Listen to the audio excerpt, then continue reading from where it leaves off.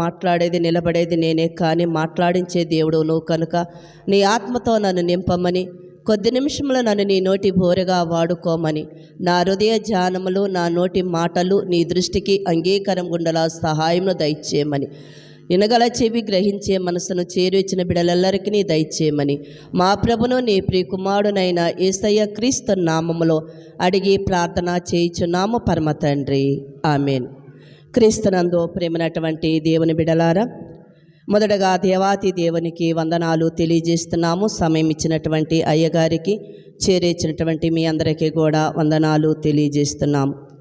మరి ఇక్కడ ఎపి పనిలోని 2వ ఆదివారముకు ఏర్పాటు చేయబడినటువంటి పాఠ్యభాగాలు మనం చదువుకుని ఉన్నాము. మరి పాత నిబంధన పాఠ్యభాగము ద్వితీయోపదేశ కాండము 18వ అధ్యాయము 15 నుంచి 19 వచనాలు చదువుకుని ఉన్నాం. పత్రికా పాఠ్యభాగము ఎఫెసీయులకు రాసిన పత్రిక 5వ అధ్యాయము 21 నుంచి 33 వరకు చదువుకున్నాం. సువార్త పాఠ్యభాగము లూకాసు సువార్త 19వ అధ్యాయము 1 నుండి 10 వచనాలు మనము చదువుకుని ఉన్నాము. ఈనాటి అంశము అబ్రహాము కుమారుడవైన మరి కుమార్తెవా, అబ్రహాము కుమారుడవా, అబ్రహాము కుమార్తెవా, ఈనాటి అంశము. మరి 3 విషయాలు మనము నేర్చుకున్నాం. మరి అబ్రహాము కుమారుడు కుమార్తెవైతే మొదటిది దేవుని మాట వినాలి, రెండోది దేవునికి లోబడాలి, మూడోది దేవునికి క్రియలు చేయాలి. ఈ 3 విషయాలు ఈరోజు మనము పరిశుద్ధాత్మ దేవుడు మనతో మాట్లాడటానికి ఆయన ఉన్నాడు కనుక మరి ఇక్కడ మరి చదువుకున్నటువంటి లేఖన భాగములో మనము 3 పాఠ్యభాగాలు కూడా మనం చదువుకుని ఉన్నాం. మరి సుంకపు గుర్తుదారుడైనటువంటి జక్కైన గురించి, మరి స్వయంగా ఇతడు అబ్రహాము కుమారుడే, ఇతడు అబ్రహాము కుమారుడే కనుక నేడు నీ ఇంటికి రక్షణ వచ్చి ఉన్నది అని చెప్పబడినటువంటి మాట క్రైస్తవుల విశ్వాసులు అందరికీ కూడా మరి ఈ మాటను మనం ఎన్నోసార్లు ఎన్నో విషయాలలో నేర్చుకుని ఉన్నాము కదండి. మరి ఇక్కడ కుమారుడు కుమార్తెలు అంటే దేవుని యొక్క బిడ్డలు. ఇక్కడ చదువుకున్నటువంటి లేఖనాలలో మొదటిది దేవుని మాట వినాలి. మనము అబ్రహాము అంటే దేవుని కుమారులమి కుమార్తెలం అయితే మొదటగా మనము దేవుని మాట వినాలి. మరి ద్వితీయోపదేశ కాండము 18వ అధ్యాయము 16వ వచనములో ఆయన మాట నీవు వినవలెను.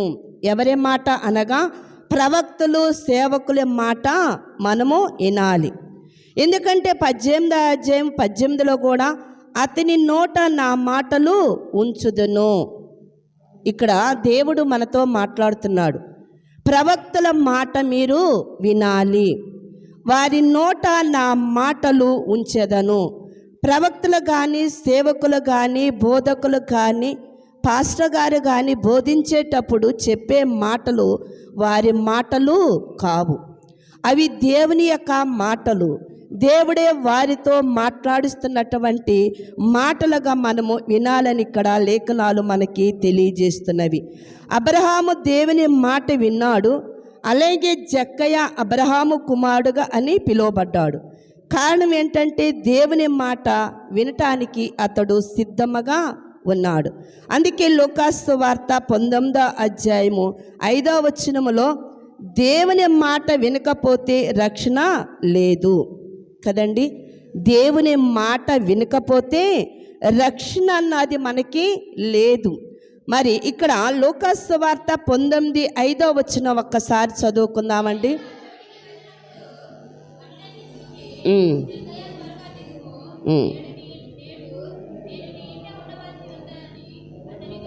చాలమ్మా.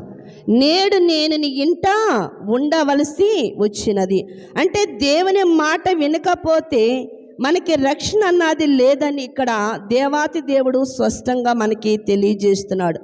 అందుకే ద్వితీయోపదేశ కాండము 18వ అధ్యాయము 19వ వచనములో కూడా అక్కడ ఆయన మాట్లాడుతున్నాడు. అతడు నా నామమున చెప్పు మాటలను వినువానిని దాన్ని గూర్చి విచారణ చేసేదను. అతడు నా నామమున చెప్పు మాటలు వినువానిని కదా.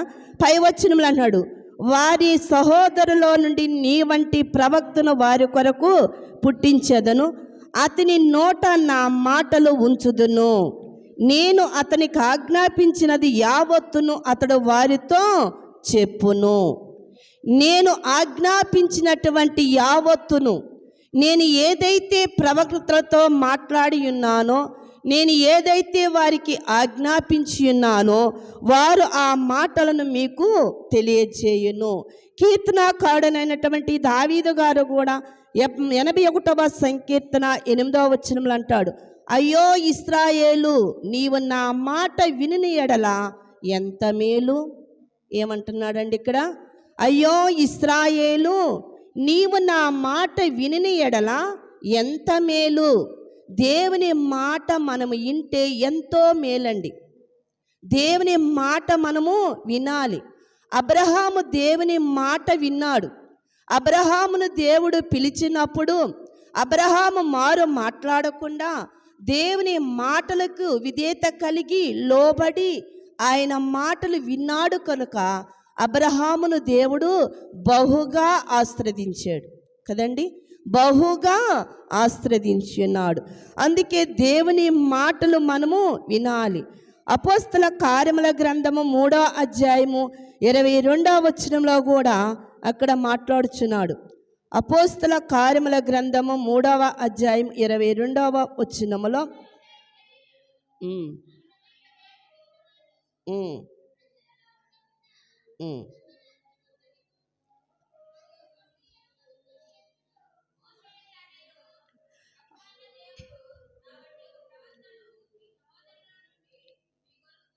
చాలు తల్లి కదా. మరి నా వంటి ప్రవక్తని ఇక్కడ అపోస్తల కార్యముల గ్రంథము 3వ అధ్యాయం 22వ వచనం, ఆయన మీతో ఏమి చెప్పినను అన్ని విషయముల్లో మీరు ఆయన మాట వినవలెను. మా ప్రవక్తల మాట వినవాలను. ప్రవక్తల మాట వినువాడు ప్రజలలో వినకపోతే ప్రజలలో నుండి కొట్టివేయబడనని అక్కడ లేఖనాలు మనకి తెలియజేస్తున్నది. మరి దేవుని మాట, ప్రవక్తల మాట వినినవాడు ప్రజలలో ఉండకుండా సర్వ నాశనమగునని అనగా వింటే రక్షణ పొందుతారు. మరి దేవుని మాట అంటే జక్కయ్య దేవుని మాట విన్నాడు, త్వరగా తన ఇంటికి రక్షణ తెచ్చుకుని ఉన్నాడు. మత్తయి సువార్త 17వ అధ్యాయము 5వ వచనంలో కూడా ప్రభు అయినటువంటి యేసుక్రీస్తు వారు వారితో మాట్లాడుతున్నటువంటి మాటను మనం ఒకసారి చదువుకుందామండి. ఒకళ్ళు చదవండి అమ్మా.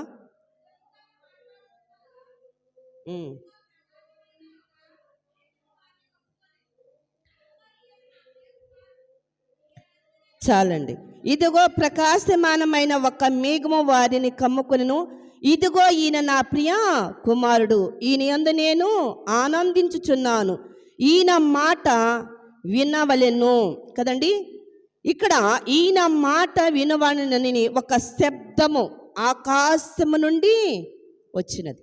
ఎక్కడ నుండి వచ్చిందండి శబ్దము? ఆకాశము నుండి ఒక శబ్దం వచ్చింది. ప్రభు అయినటువంటి యేసుక్రీస్తు వారు వారితో 3 వ్యక్తులని ఒక ఎత్తైనటువంటి కొండ మీదకి వెళ్ళినప్పుడు ప్రభు అయినటువంటి యేసుక్రీస్తు వారు రూపాంతరపు అనుభవంలోకి వచ్చినప్పుడు ఇక్కడ ఆయనకు మాట్లాడుచున్నటువంటి మాట ఇక్కడ మనము చదువుకున్నాం. ఈయన నా ప్రియ కుమారుడు, ఈయన యందు నేను ఆనందించున్నాను, ఈయన మాట వినవలెను. ఇక్కడ దేవుని మాట మనము వినవలెను. మొదటిది దేవుని మాట మనము వినాలి. దేవుని మాట ఎవరైతే వింటారో, దేవుని మాటకి ఎవరైతే లోబడతారో దేవుని యొక్క ఆశీర్వాదాలు వస్తాయి. అందుకే ఇక్కడ అబ్రహాము దేవుని మాట విన్నాడు, పొట్టి జక్కయ్య కూడా దేవుని మాట విన్నాడు కనుక ఆ ఇంటికి రక్షణ వచ్చి ఉన్నది. రెండో విషయాన్ని మనం జ్ఞాపకం చేసుకుంటే దేవునికి లోబడాలి. మొదటిది ఏంటమ్మా? దేవుని మాట వినాలి. రెండవది దేవునికి లోబడాలి. మనం చదువుకున్నటువంటి పత్రిక పాఠ్యభాగంలో ఎఫెసీయులకు రాసిన పత్రిక 5వ అధ్యాయం 22వ వచనం మనం చదువుకున్నాం. స్త్రీలారా ప్రభువునకు వలె మీ సొంత పురుషులకు లోబడి ఉండండి. ఇక్కడ స్త్రీలతో, మరి ఇక్కడ స్త్రీలని సంఘముతో దేవుడు పోల్చి ఉన్నాడు. సంఘము క్రీస్తుకు లోబడినట్టుగా భార్యలు కూడా ప్రతి విషయములోనూ తమ పురుషులకు లోబడాలి. ఇక్కడ పౌలు భక్తుడు మరి సంఘమును క్రీస్తుగా, మరి ఇక్కడ సంఘమునకు శిరస్సు ఎవరన్నాడండి? క్రీస్తు. సంఘమునకు శిరస్సు క్రీస్తు. మరి భార్యలకు శిరస్సు ఎవరు? భర్త కదండి. భార్యలకు భర్త శిరస్సు. ఇప్పుడు శిరస్సు ఉంటేనే కదండి మొండానికి అందము, అవునా కదా? శిరస్సు ఉంటేనే కదా. ఈ శిరస్సు లేకుండా మనం ఏమి కూడా చెయ్యలేము.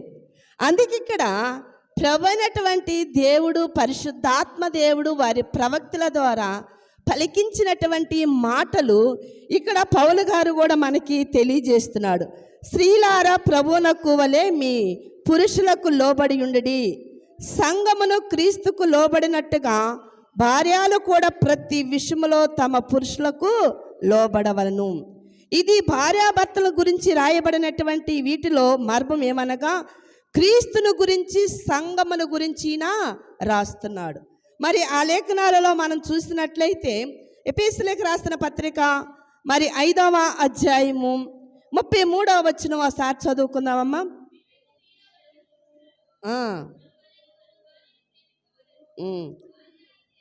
కొంచెం పైన 32వ వచనం చదువుకుందాం.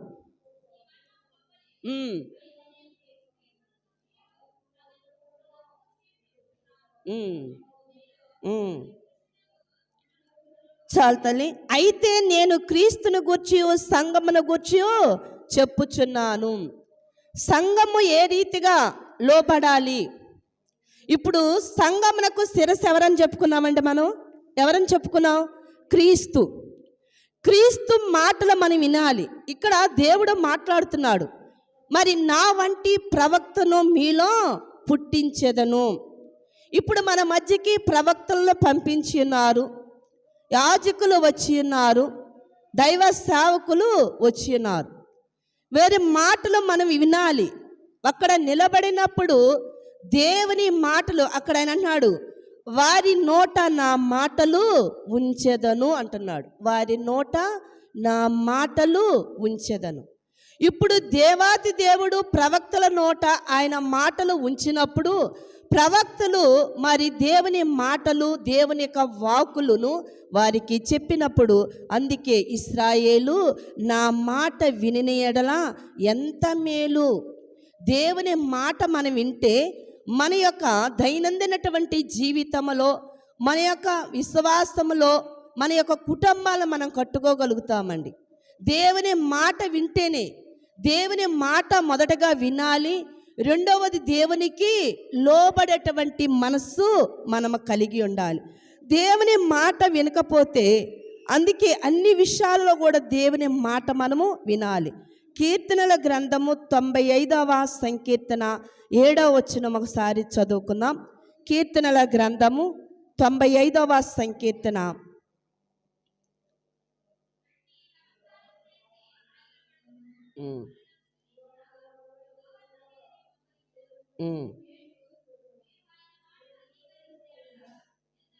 చాలండి.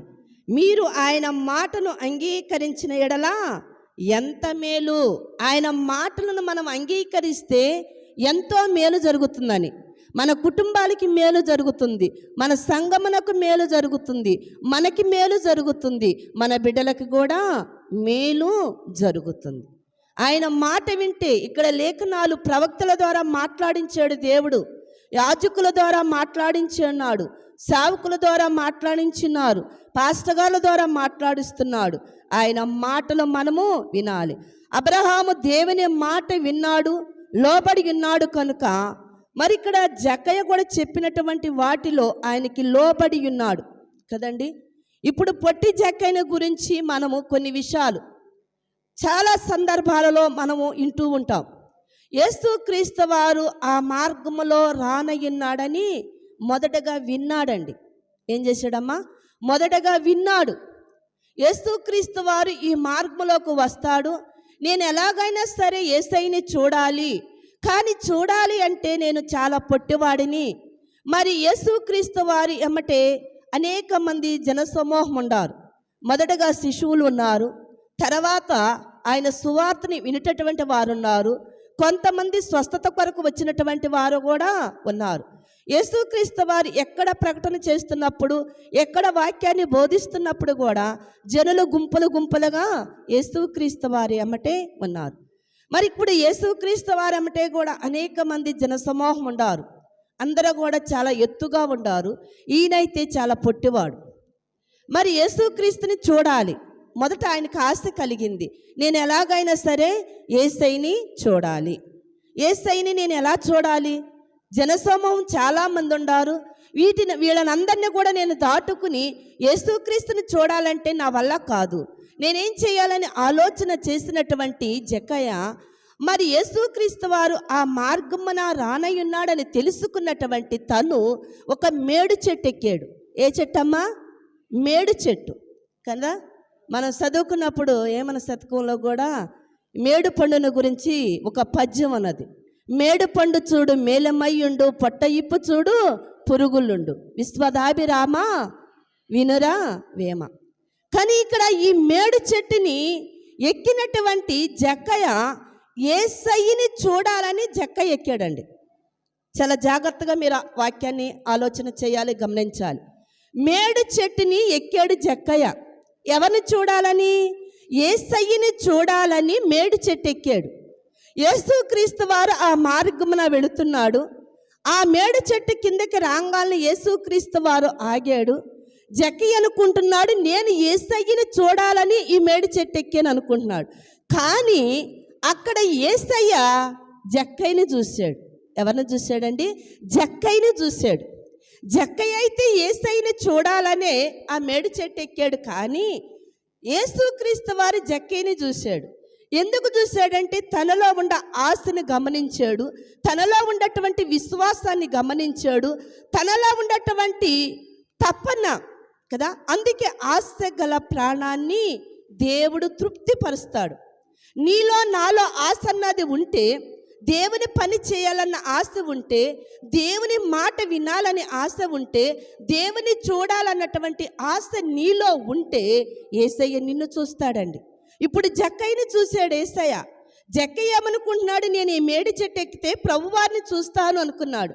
కానీ ఆ చెట్టు కిందకి రాగానే యేసుక్రీస్తు వారు జక్కయ్యని చూసి, జక్కయ్య నువ్వు త్వరగా దిగు అన్నాడు. నువ్వు త్వరగా దిగమన్నాడు. నువ్వు ఎప్పుడైతే యేసయ్య మాట విన్నాడో, అక్కడ యేసయ్య మాట విన్నాడు, నువ్వు త్వరగా చెట్టు దిగమనగానే జక్కయ్య పరుగున ఆ చెట్టు దిగాడు. చెట్టు దిగిన వెంటనే అతనికి లోబడ్డాడు కదా. ఈరోజు మనం 3 విషయాలు. మొదటిది దేవుని మాట వినాలి, రెండోది లోబడాలి. ఇక్కడ మాట విన్నాడు జక్కయ్య, త్వరగా దిగాడు, లోబడ్డాడు. నేడు నీ ఇంటికి రక్షణ వచ్చి ఉన్నది అన్నాడు. వెంటనే యేసయ్యని తన ఇంటికి చేర్చుకున్నాడండి. తన ఇంటికి చేర్చుకున్నాడు. ఇంటికి చేర్చుకున్నప్పుడు ఆయన నీతో నేను భోజనం చేస్తున్నప్పుడు వారితో ఉన్నటువంటి వ్యక్తులందరూ అంటున్నాడు, ఈయన పాపి కదా. ఏమంటున్నారమ్మా? ఈయన పాపి కదా. మరి ఈయన ఇంటిలో ఈయన ఎలా బస చేస్తాడు, ఎలా భోజనం చేస్తాడు? కానీ దేవునికి తెలియదా జక్కయ్య మనసు ఎలాంటిదో, జక్కయ్య ఎలాంటి వాడో, అతని పరిస్థితి ఏంటి, తను చేస్తున్న ఉద్యోగం ఏంటి, తను చేస్తున్నటువంటి ప్రతిదీ ఉద్యోగమైన కావచ్చు ఏదైనా యేసయ్యకి తెలియదా? యేసయ్యకి తెలుసు. యేసయ్యకి తెలుసు. అందుకే ఇతడును అబ్రహాము కుమారుడే. ఇతడును అబ్రహాము కుమారుడే.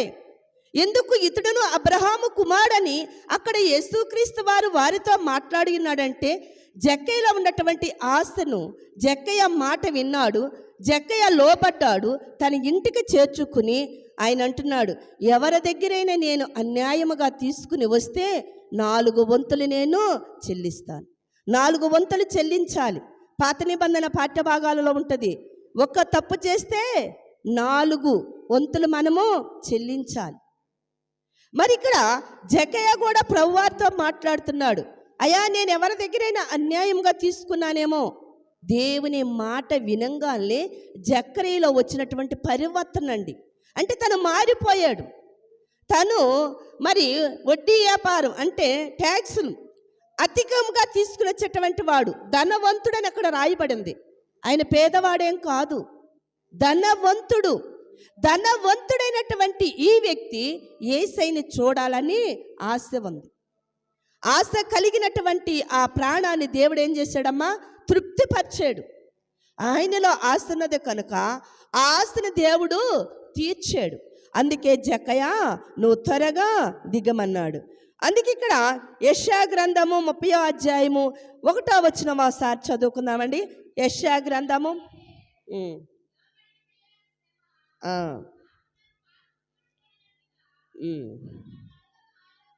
చాలు తల్లి కదా. యెహోవా వాక్కు విదే, లోపడని పిల్లలకు శ్రమ. లోపడనటువంటి వారికి ఏం కలుగుతుందండి? శ్రమ వస్తుంది. దేవుని మాటలు వింటే దీవెనలు వస్తాయి. అబ్రహాము విన్నాడు కనుక ఆశీర్వదింపబడ్డాడు. ఎంతగా ఆశీర్వదింపబడ్డాడంటే బహుగా ఆశీర్వదింపబడిన అని లేఖనాలు మనకి తెలియజేస్తున్నాయి. మరి ఆయన సంతానమును ఇసుక రేణువుల వలె, ఆకాశ నక్షత్రముల వలె కదండి, వాటిని ఆకాశ నక్షత్రముల కానీ ఇసుక రేణువుల ఎవరో కూడా లెక్కించజాలరు. లెక్క సౌఖ్యము కానీ జనాంగంగా నీ సంతానాన్ని నేను అభివృద్ధి చేస్తానంటున్నాడు, అభివృద్ధిలోకి నడిపిస్తానంటున్నాడు. అంత అభివృద్ధి రావటానికి గల కారణం ఏంటి? అంత ఆశీర్వదింపబడటానికి కారణం ఏంటి అంటే దేవుని మాట విన్నాడు కనుక, దేవునికి లోబడి ఉన్నాడు కనుక. అందుకే లోబడని పిల్లలకి శ్రమ. లోబడాలండి. విశ్వాసులమైనటువంటి మన భక్తి మనం అనుకుంటాము, నేను చాలా భక్తి కలిగిన దానను, భక్తి కలిగిన వాడను అనుకుంటాం. కానీ మన భక్తి దేవుని ఎదుట ఎలా ఉంది? మురికి గుడ్డవలే ఉన్నది అంటున్నాడు. లేఖనాలు మనతో మాట్లాడుతున్నాయి. మీ నీతి, మీ భక్తి నాకు మురికి గుడ్డవలే కనపడుతుంది అంటున్నాడు. అంటే మనం అనుకుంటున్నాము, కానీ దేవుని దృష్టిలో మురికి గుడ్డలాగే ఉన్నాము. అంటే మురికి గుడ్డలాగా ఉన్నాము అంటే నీ హృదయం తెల్లగా లేదన్నమాట, నీ హృదయం పవిత్రంగా లేదన్నమాట. నీ హృదయంలో అంతా కూడా అసూయ చేతను, కోపము చేతను, దేశము చేతను నింపబడింది కనుక దేవుని దృష్టికి నువ్వు మురికిగా కనపడుతున్నావు. అవన్నీ నీలో నుండి తీసివేసుకుంటే, నీ హృదయం తెల్లగా ఉంటే దేవుని దృష్టికి నువ్వు తెల్లని దానవగా కనబడతావు. అందుకే మరి దేవుని మాట విననటువంటి వారికి శ్రమ. మూడో విషయాన్ని మనం జ్ఞాపకం చేసుకుంటే, మరి క్రియలు చూపించాలి. ఏం చూపించాలండి? క్రియలు చూపించాలి. ఇక్కడ మరి క్రియలు చూపించినటువంటి వ్యక్తులలో మరి ఇక్కడ జక్కయ్య క్రియ చూపించున్నాడు. చూపించాడా లేదా? చూపించాడు, క్రియ చూపించాడు. దేవుని తన ఇంట చేర్చుకోగానే క్రియ చూపించున్నాడు. అబ్రహాము కూడా క్రియ చూపించున్నాడు. యేసు తన ఇంట చేర్చుకున్నప్పుడు పొట్టి జక్కయ్య యేసు మాట వినగానే లోబడి ఉన్నాడు. ఆయన ఆజ్ఞను గైకుని ఉన్నాడు కనుక క్రియలను చూపించున్నాడు. అందుకే క్రియలు లేని విశ్వాసము, యాకోబు పత్రికలో ఉన్నది కదండి, క్రియలు లేని విశ్వాసము మృతము. అంటే ప్రాణము లేని ఈ శరీరం ఎలా ఉంటుంది? ప్రాణము లేకపోతే మన శరీరం ఎలా ఉంటుందండి? ఎక్కడ ఉంటే అక్కడనే ఉంటుంది, దానికి చలనం ఉండదు. ఎందుకు చలనము లేదంటే దానిలో ప్రాణము లేదు కనుక. ప్రాణము లేదు కనుక దానికి చలనం ఉండదు, అది అక్కడే ఉంటుంది. అందుకే విశ్వాసం ఉండి క్రియ లేకపోతే విశ్వాసము, మరి క్రియ లేని విశ్వాసము మృతము. అంటే క్రియ లేని విశ్వాసము మృతం అని ఇక్కడ లేఖనాలు మనకి తెలియజేస్తున్నవి. మరి ఇక్కడ యాకోబు రాసిన పత్రిక 2వ అధ్యాయం 21వ వచనం ఒకసారి చదువుకుందాం.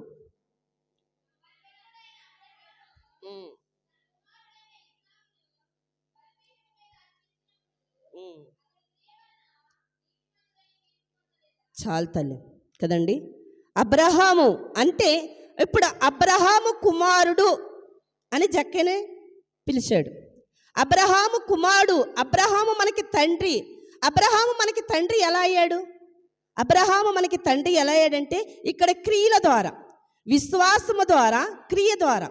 తనకి ఒక్కడైనటువంటి కుమారుడు, లేక వృద్ధాప్యమందు పుట్టినటువంటి కుమారుడు. దేవునికి తెలుసు అబ్రహాము బహు విశ్వాసము కలిగినటువంటి వాడేని. కానీ క్రియ కూడా బయలుపరచాలి. ఎవరికి బయలుపరచాలి? అక్కడున్నటువంటి వారందరికీ కూడా బయలుపరచాలి. అంటే అబ్రహామును బట్టి అనేకులు మార్పు చెందాలి అంటే ఇక్కడ క్రియ కావాలి. అందుకే అబ్రహాముని దేవుడు అడిగినప్పుడు తనకు ఒక్కడైనటువంటి 100 సంవత్సరముల ఆయనకి కదండి వృద్ధాప్యమందు పుట్టాడు. అదే మనల్ని దేవుడు మనకి లేక ఒక బిడ్డనిచ్చినా లేక ఏదైనా మనకి కలిగినప్పుడు దేవుడు నిన్ను నెయ్యమంటే నువ్వు వెంటనే దేవునికి ఇస్తామా? మనం ఆలోచన చేస్తాం. అమ్మో ఈ వృద్ధాప్యమందు దేవుడు నాకు బిడ్డనిచ్చే మరలా కానీ ఆ సందేహము అబ్రహాములో లేదండి. ఎలాంటి సందేహము లేదు, ఎలాంటి అల్ప విశ్వాసము లేదు. దేవుడు అడిగిన వెంటనే ఎక్కడైతే దేవుడు తనకి బలి అర్పించమన్నాడో ఆ కుమారుని తీసుకున్నాడు, ఎంటబెట్టుకున్నాడు, పనివారిని తీసుకున్నాడు, బయలుదేరుతున్నప్పుడు మార్గములో కూడా తనకి ఎలాంటి ఆలోచన రాలేదు. మనం ఒక పని మీద వెళుతున్నప్పుడు కొన్ని సందర్భాల్లో మనం ఆలోచన చేద్దాం, ఇది చేద్దామా చేయొద్దా, ఇద్దామా ఇవ్వద్దా, ఎంత ఇస్తే మనకేంటి, మనకు ఆలోచనలు వస్తూ ఉంటాయి. కానీ 3 దినముల ప్రయాణం చేసినప్పటికీ కూడా అబ్రహాంకు ఆలోచన రాలేదు. తనలో విశ్వాసం ఇంకా బలపడుతుంది, కానీ అవిశ్వాసం అన్నది ఎక్కడ కూడా రాలేదు. అక్కడ క్రియ చూపిస్తున్నాడు. దేవుడు చెప్పిన మాట విన్నాడు, లోబడ్డాడు, క్రియ చూపిస్తున్నాడు. తన ఒక్కడైనటువంటి తన కుమారుని దేవునికి ఇయటానికి కూడా వెనుదీయలేదు కనుక అందుకే అబ్రహాము విశ్వాసులకి తండ్రి అని పిలువబడ్డాడు. అబ్రహాము తండ్రి అని పిలువబడటానికి ఇక్కడ క్రియ ఉన్నది. దేవుడు నీకు ఇచ్చిన దాంట్లో నువ్వు దేవునికి ఇస్తున్నావా? బిడ్డలు కావచ్చు, ధనము కావచ్చు, సమయము కావచ్చు. సమయము దేవుడు నీకు ఇచ్చి ఉన్నాడు, ధనము దేవుడు నీకు ఇచ్చి ఉన్నాడు. నీకు ఇచ్చిన దానిలో దేవునికి నువ్వు ఇస్తున్నావా? అందుకే క్రియలు ఉండాలండి. మనలో ఎంత విశ్వాసం ఉండా, ఎంత ప్రార్థన చేసినా క్రియ లేని విశ్వాసము మృతము అని లేఖనాలు మనకి తెలియజేస్తున్నవి. క్రియ అన్నది మనలో లేకపోతే మనం ఎంత విశ్వాసలు గుండా కూడా అది మృతములాగానే ఉంటుందని లేఖనాలు మనకి తెలియజేస్తున్నాయి. అందుకే అబ్రహాము క్రియలు చూపించినాడు కనుక విశ్వాసులకి తండ్రి అని పిలువబడ్డాడు. జకర్యా కూడా మరి క్రియలు చూపించినాడు కనుక అబ్రహాము కుమారుడని పిలువబడ్డాడు. మరి చాలామంది మాటలు ఎన్ని చెబుతామో కదండి. దేవునికి ఇచ్చేదానికన్నా మాటలు మనం చాలా చాలా చెబుతాం. మాటలు చెప్పే కన్నా చేసి చూపియాలి. మాటల వల్ల ఏమి ప్రయోజనము ఉండదు. ఇక్కడ ఎక్కువగా మాట్లాడలేదు అబ్రహాం కానీ జక్కయ్య కానీ, ఎక్కువ మాట్లాడలేదు, క్రియ చూపించి మరి వాళ్ళు ఉంచారు. అందుకే ఇక్కడ ఆయన అంటున్నాడు మరి క్రియ రూపముగా ఆయన ఆజ్ఞలను మనము పాటించాలి. నిర్గమాకాండము 20వ అధ్యాయము 17వ వచనం ఒకసారి చదువుకుందాం. నిర్గమాకాండము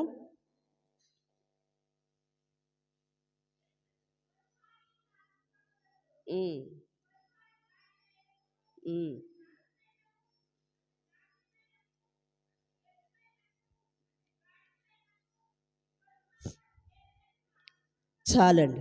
ఇక్కడ నీ పొరుగువారి దానిని దేనిని ఆశింపకూడదు, ఇది ఆజ్ఞ. మరి నీ పొరుగువాని తగు దేనిని ఆశింపకూడదన్నటువంటి ఆజ్ఞ ఇక్కడ జక్కయ్య పాటించాడు. అందుకే ఇక్కడ మరి జక్కయ్య కూడా మరి పొరుగువారిది ఏది ఆశించకూడదని దీన్ని గూర్చి యేసుక్రీస్తు వారు చెప్పినటువంటి మాట విని వెంటనే 4 వంతులు నేను నీకు చెల్లించెదను, 4 వంతులు నేను నీకు ఇస్తాను ప్రభువా అని ఆయన మాట్లాడుతున్నాడు. ద్వితీయోపదేశకాండము 30వ అధ్యాయము 16వ వచనం ఒకసారి చదువుకుందాం.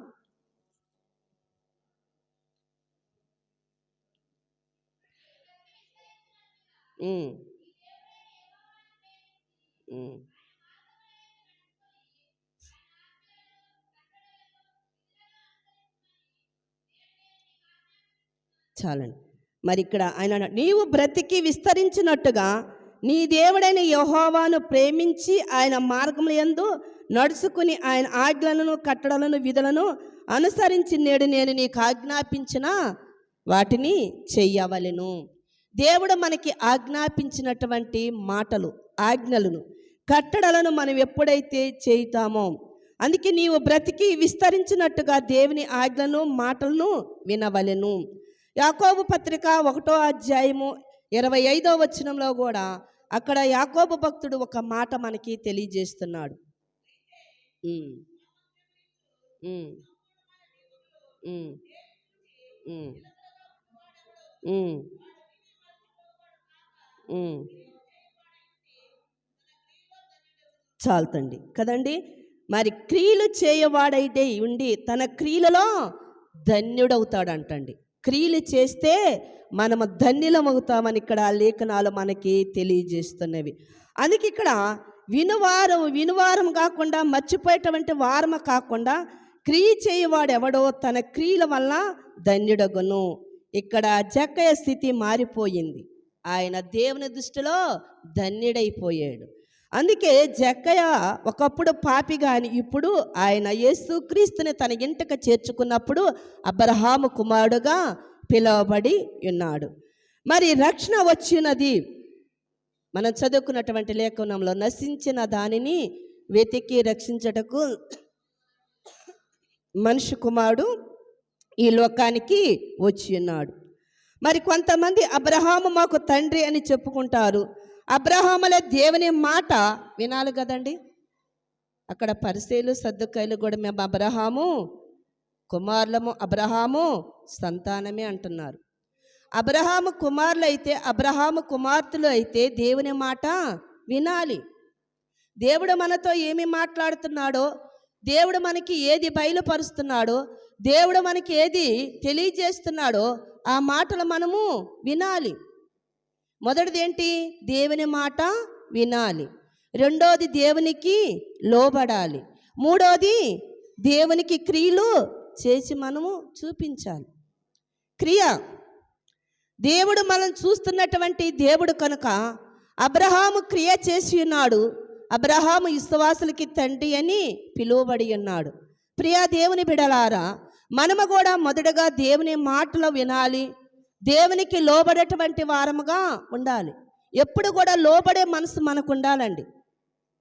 చెప్పేటువంటి వారము కాకుండా వినేటువంటి వారముగా ఉంటే దేవుని దృష్టిలో మనము ధన్యులమవుతాం, గొప్పవారు అవుతాము. చెప్పేటువంటి వారముగా ఉండకూడదు, వినేటువంటి వారముగా మనము ఉండాలి. వాక్యం చెప్పేటప్పుడు వినేవారముగా ఉండాలి. వింటేనే కదా విశ్వాసం కలుగుతుంది. మరి పౌలు గారు అంటాడు, దేవుని మాటల వలన కదా, వినుట వలన విశ్వాసము కలుగును, అది దేవుని మాటల వలన కలుగును. రోమాపత్రికలో మనకి ఆ మాటలు రాయబడి ఉన్నది. వినుట వలన విశ్వాసము కలుగును, అది దేవుని మాటల వలన కలుగును. దేవుని మాటల వలన మనకి కలిగేటువంటి మరి ఆ విశ్వాసములో మనము నిలకడగా ఉండాలి అంటే మనము క్రియలు కూడా చేసి చూపించాలి. మన క్రియలు ఎలా ఉన్నవి, మనము ఎలా ఉన్నాము? పరిశుద్ధాత్మ దేవుడు మనకు ఒక నూతన సంవత్సరాన్ని ఇచ్చి ఉన్నాడు. 2026వ సంవత్సరాన్ని దేవుడు నీకు నాకు ఒక బహుమానంగా ఇచ్చి ఉన్నాడు, ఒక దయా కిరీటంగా ఇచ్చి ఉన్నాడు. ఇచ్చినటువంటి దేవుని మాట మనం వింటున్నామా? దేవునికి మనము లోబడుతున్నామా? మొదటి దినము నాడే దేవుడు నీతో నాతో మాట్లాడి ఉన్నాడు. ఏం మాట్లాడి ఉన్నాడు? నేడైనను రేపైనను ఒకానొక పట్టణంలోకి వెళ్ళి బాగా వ్యాపారం చేసి లాభం సంపాదించుకున్నటువంటి వారలారా, నేను మీతో మాట్లాడుతున్నాను, వినండి.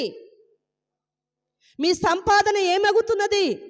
ఒక ధనవంతుడు మాట్లాడుతున్నాడు, బహుగా సంపాదించాను, సమృద్ధిగా పండింది పంట, కొట్టుల్లో కూర్చాను, నా ప్రాణమా తినుము త్రాగుము సుఖించుము ఆనందించుమంటున్నాడు. ఎరివాడ, ఈ రాత్రి నీ ప్రాణాన్ని నేను అడుగుతున్నా, నీ సంపాదన ఏమవుతుంది అని దేవుడు మాట్లాడుతున్నాడు. ప్రియా దేవుని బిడలారా, ఆనాడు ధనవంతుడితో కాదు దేవుడు మాట్లాడుతుంది, ఈరోజు మనతో మాట్లాడుతున్నాడు, మన సంఘముతో మాట్లాడుతున్నాడు, మనతో దేవుని లేఖనాలు మాట్లాడుతున్నవి. ఈరోజు మనము కూడా ఎలా ఉండాము? ఆ ధనవంతుడు లాగుండామా? మరి ఒక ధనవంతుడు అంటున్నాడు, నా ప్రాణమా యెహోవాను సన్నుతించుము, ఆయన చేసిన ఉపకారముల దేనిని మరువద్దంటున్నాడు. దేవుని మాటలు మనం వినేటువంటి వారముగా ఉండాలి, దేవునికి లోబడేటువంటి వారముగా ఉండాలి, దేవునికి క్రియలు చేసేటువంటి వారముగా మనం ఉండాలి. అలా చేటుగా దేవుడు తన పరిశుద్ధాత్మను మనందరికీ అనుగ్రహించునుగాక. ఆమేన్.